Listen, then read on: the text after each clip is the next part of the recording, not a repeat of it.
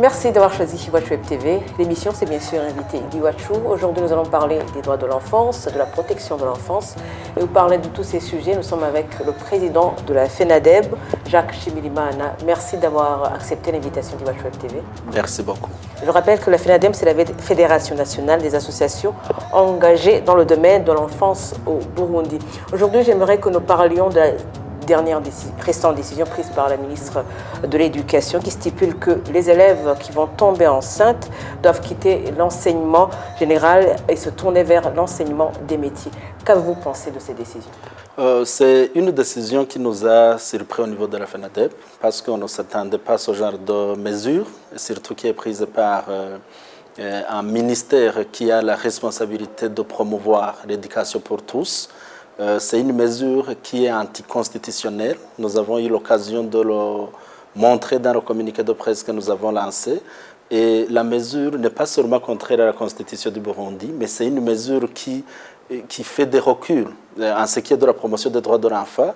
Et nous espérons que la mesure ne va pas rester de mise, ne va pas rester en vigueur, vu ces manquements par rapport à la promotion des droits de l'homme en général et les droits de l'enfant en particulier. Donc, c'est une mesure que nous avons contestée, bien que l'objectif primordial de Madame la ministre qui a pris la mesure était de chercher des stratégies visant à réduire sensiblement le nombre de jeunes filles qui tombent enceintes en cours de formation scolaire.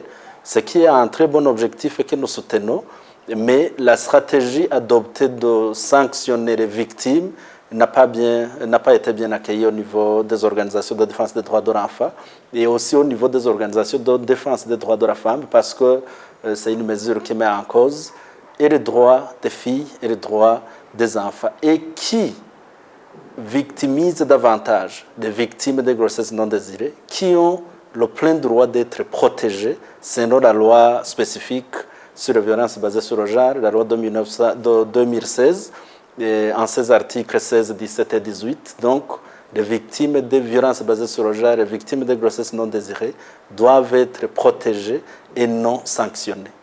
Vous venez justement de parler de la protection des victimes, notamment de viols, de violences basées sur le genre. Est-ce que ce n'est pas aussi un recul par rapport à la scolarisation des filles? Mais tout à fait, c'est un recul. Et non seulement que c'est un recul en ce qui est de la scolarisation de la jeune fille, c'est contraire aux programmes qui sont exécutés par le même ministère qui visent la promotion et la réintégration de la fille ayant été victime d'une grossesse non désirée dans le système scolaire normal. Donc, c'est une mesure qui nous a surpris. Oui, qui nous a surpris. Et selon le porte-parole, récemment dans une conférence de presse, le porte-parole de ce ministère, le ministère de l'Éducation, a estimé que ces élèves ne sont pas perdantes puisque l'enseignement des métiers a aussi son importance. Quel est votre avis là-dessus? De toutes les façons, c'est une sanction. Donc, ce n'est pas par amour que la mesure a visé les victimes de grossesses non désirées.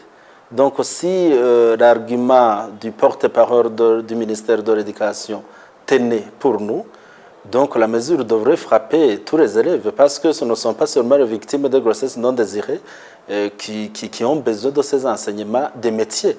Et ils ont le libre choix de leur enseignement. Et ce qui dérange un peu nos organisations de défenseurs des droits de l'enfant, c'est cette obligation d'obliger les victimes de grossesses non désirées à fréquenter une autre filière. Imaginez-vous, une fille qui était la première de la classe, qui tombe enceinte par mégarde ou qui est violée, qui tombe enceinte, qui était la première de la classe, donc qui a aspiré continuer la formation normale et qui est obligée de virer vers une autre filière, non pas parce que c'est son choix, mais parce qu'elle est obligée, donc il n'a pas de choix. Donc c'est une sanction tout simplement. Donc l'argument du porte-parole du ministère de l'Éducation ne tient pas pour nous. Et au niveau de la FENADEB, avez-vous essayé de plaider pour l'annulation de cette mesure? Bien sûr. Nous avons plaidé, nous continuons à plaider parce que nous estimons que la mesure marque un recul en matière de promotion des droits de l'enfant. Nous avons plaidé, nous continuons à plaider et nous comptons même adresser une correspondance au président de l'Assemblée nationale. Donc c'est une institution chargée de contrôler l'action gouvernementale pour que cette institution, qui est aussi chargée de voter des lois et de suivre la mise en œuvre de ces lois votées par la même institution, s'occupe, se saisit de l'affaire. Parce que nous ne pouvons pas saisir l'exécutif alors que la ministre a exécuté l'instruction donnée par le chef de cabinet civil. Donc le seul choix qui nous reste, c'est de nous adresser au président de l'Assemblée nationale, donc, qui probablement va demander au chef de l'exécutif d'instruire à son ministre d'arrêter cette mesure. Et au-delà de cette mesure prise par le ministère de l'Éducation, il y a aussi une autre mesure, cette fois-ci qui concerne les enfants en situation de rue, une mesure qui a été prise pour les retirer de la rue. Est-ce que vous avez suivi cette action et quelles sont vos conclusions? Oui, c'est une action que nous avons suivie dès le départ.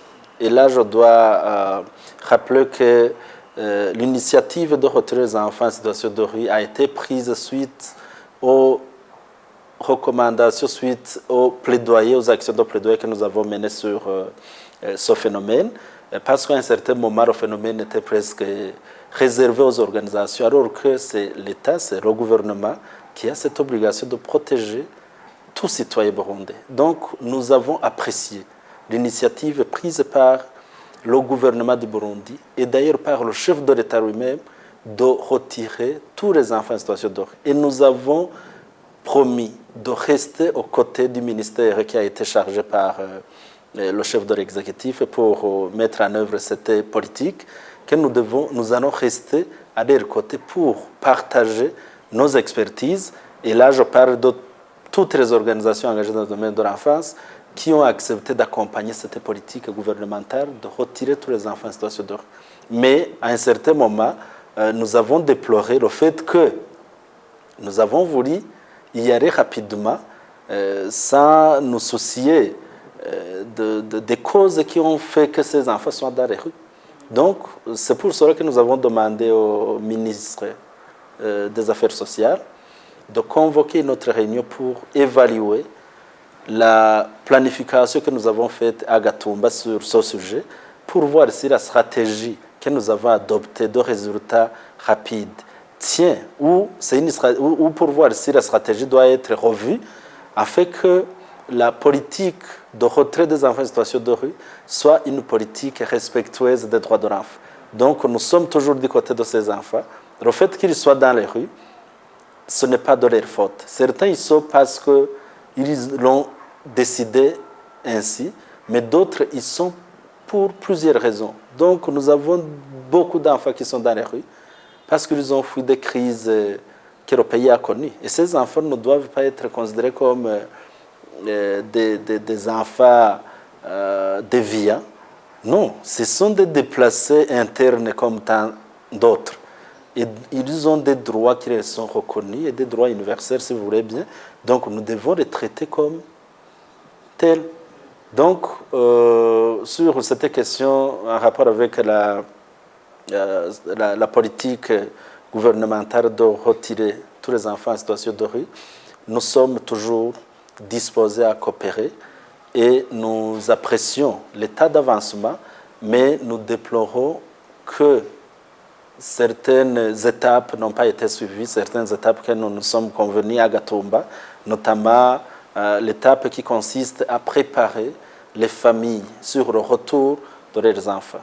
Cela a fait que nous ayons un cas d'un enfant qui a été sauvagement tué à Kirundo parce qu'il a été déposé dans une famille comme ça, dans une communauté comme ça, sans toutefois prendre le courage de savoir pourquoi cet enfant a quitté la famille. Est-ce que la communauté était prête à accueillir l'enfant?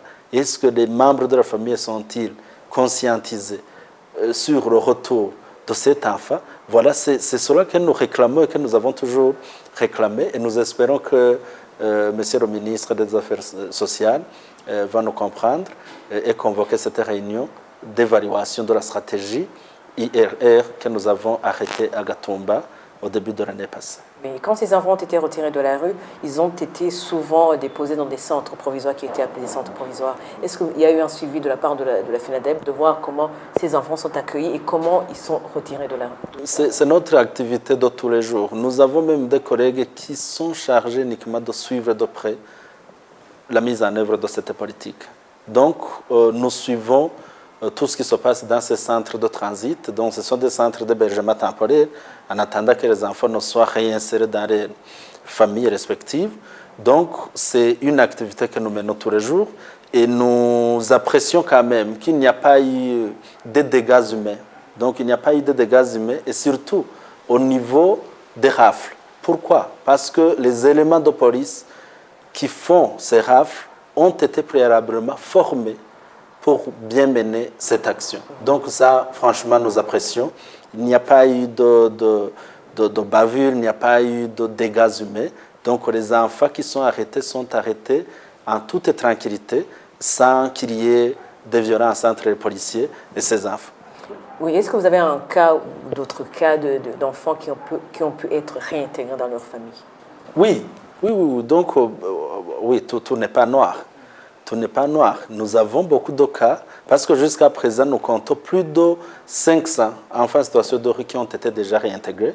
Et parmi ces 500 personnes, il y a autour de 45 adultes. Donc, vous comprenez que le gros des personnes qui sont visées par cette politique, ce sont des enfants. D'où notre intérêt de suivre de près cette politique gouvernementale de retirer les mendiants et les enfants en situation de rue. Donc,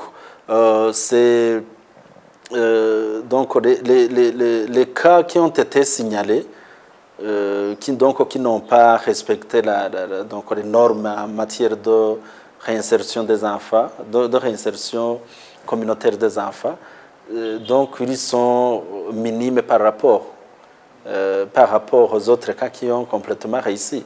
Donc il y en a des enfants qui retournent dans leur famille et qui y restent. Mais le constat amer est que plus on organise des rafles, plus on rafle des enfants qu'on les retourne dans leur famille, plus d'autres enfants, d'autres visages regagnent la rue. Donc là, ça demande qu'on s'assoie ensemble avec tous les partenaires de l'enfance pour étudier de nouvelles stratégies, pouvant nous aider à bloquer ce mouvement de nouveaux visages qui reviennent dans la rue après avoir réinséré des enfants qui étaient dans les rues pendant plusieurs années. Oui, voilà. Et avant de clôturer cette émission, Monsieur le Président de la FENADEB, est-ce que vous pouvez nous faire un bilan du trafic d'êtres humains aujourd'hui au Burundi? Parce qu'on en a beaucoup parlé, on a même fait une émission là-dessus. Quelle est la situation actuelle aujourd'hui du trafic humain au Burundi? Nous pouvons confirmer qu'il y a eu des avancées significatives par rapport à la situation qui prévalait en 2015 et en 2016. Aujourd'hui, nous ne pouvons pas confirmer qu'il n'y a plus de cas de traite de personnes au Burundi, mais il y a eu une amélioration. Pourquoi? Parce qu'il y a eu une volonté manifeste de l'exécutif, du gouvernement, de mettre fin à ce phénomène. C'est ce que nous avons toujours réclamé. Donc, nous demandions au gouvernement de prendre en main ce phénomène. Et depuis qu'au mois de juin 2016, le gouvernement ait décidé de prendre en main, d'abord d'accepter que le phénomène est une réalité. Parce qu'avant, nous avions toujours des problèmes de nous entendre sur le fait que la traite des personnes soit une réalité au Burundi. Et depuis que le gouvernement a accepté que c'est une triste réalité, les choses ont complètement changé. Aujourd'hui même, ces trafiquants visent beaucoup plus des filles qui sont dans des camps de déplacés en dehors du Burundi. Et l'autre catégorie de filles qui est visée, ce sont des filles qui partent pour faire les études en dehors du Burundi. Bien sûr, d'autres cas internes où on recrute des filles, et surtout les adolescentes, pour les convaincre qu'elles seraient à l'aise une fois acceptées de partir dans le pays du Golfe. Et le fait que les organisations engagées dans ce combat aient travaillé en synergie, cela aussi a contribué significativement à mettre fin au phénomène. Donc le combat continue, mais nous apprécions que aujourd'hui, beaucoup d'acteurs, beaucoup de partenaires sont suffisamment sensibilisés sur ce phénomène et les familles sont conscientisées sur les conséquences néfastes de ce phénomène. Et nous devons également saluer l'initiative du gouvernement américain de soutenir notre gouvernement dans la lutte contre la traite des personnes. Parce que c'est ce que nous disions, c'est un crime international, la traite des personnes. Il ne faut pas seulement laisser le Burundi combattre un crime international, il fallait que la traite des personnes soit combattue comme on le fait pour les crimes de vente de drogue, comme on le fait pour cette lutte conjuguée contre le terrorisme. Oui, et aujourd'hui, certains pays commencent finalement à comprendre que la lutte contre la traite des personnes au Burundi demande la conjugaison des efforts. Il ne faut pas laisser ce combat au gouvernement burundais seulement, et nous apprécions ce geste du gouvernement américain, et nous apprécions également le geste du gouvernement chinois qui, lui aussi, a emboîté le pas pour soutenir le Burundi et les Burundais dans cette lutte conjuguée contre la traite des personnes. Jacques Shimirimana, merci d'avoir répondu aux questions d'Iwachu TV. Merci beaucoup pour m'avoir invité à cette émission. Je rappelle que vous êtes le président de la Fédération nationale des associations engagées dans le domaine de l'enfance au Burundi, FENADEB en sigle. Et à vous, chers fidèles d'Iwachu TV, je vous dis merci de votre fidélité et à la prochaine.